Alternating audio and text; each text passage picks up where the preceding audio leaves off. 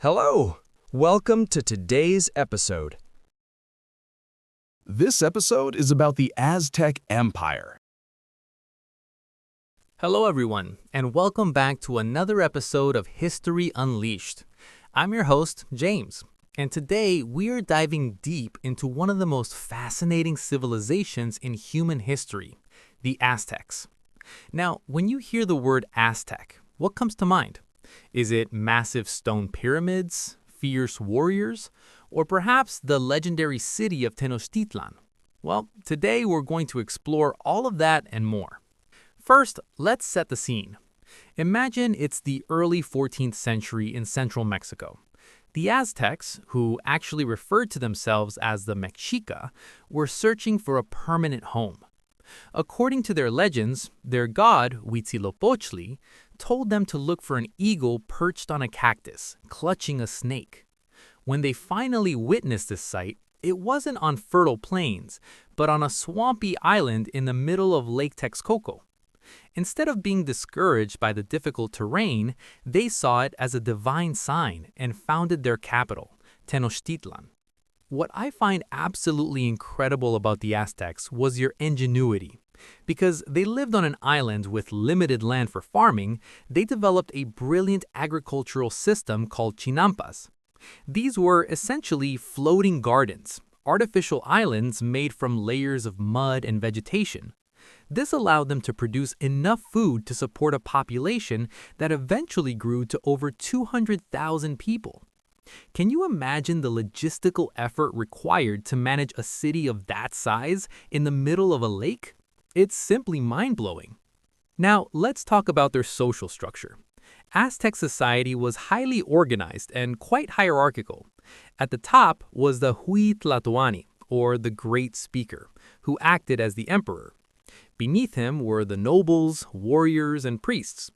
However, what distinguishes the Aztecs from many other ancient cultures was their emphasis on education.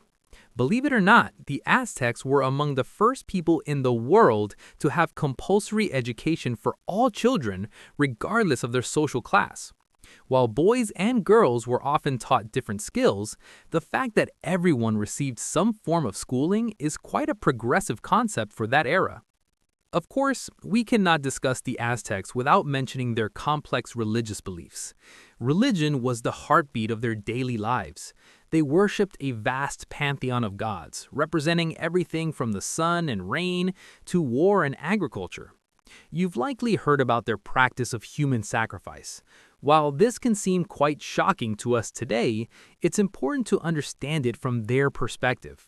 The Aztecs believed that blood was precious water, and that sacrifices were necessary to nourish the gods and ensure that the sun would continue to rise every morning.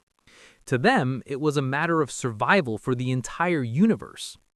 Agriculturally, they were masters. Tenochtitlan was a marvel of engineering, featuring massive causeways, intricate aqueducts to bring in fresh water, and the Templo Mayor, a giant twin pyramid dedicated to the gods of rain and war. When the Spanish conquistadores, led by Hernán Cortés, arrived in 1519, they were utterly stunned. One soldier even wrote that the city seemed like something out of a dream because of its beauty and grand scale. Unfortunately, the encounter between the Aztecs and the Spanish led to the eventual fall of the empire in 1521. A combination of superior weaponry, internal alliances with the Aztecs' enemies, and most devastatingly, European diseases like smallpox brought the civilization to its knees. However, the Aztec legacy is far from gone. If you visit Mexico City today, you are literally standing on the ruins of Tenochtitlan. Their influence survives in the food we eat, like chocolate and tomatoes, and even in the modern Mexican flag, which proudly displays the eagle, the cactus, and the snake. I hope this episode has sparked your interest in this remarkable culture. There is so much more to learn, but for now, I'll leave you with this. The Aztecs weren't just warriors, they were poets, engineers, and philosophers who built a world-class empire from a swamp. Thanks for listening. I'm James, and I'll see you in the next episode. Thank you for listening. Have a good one.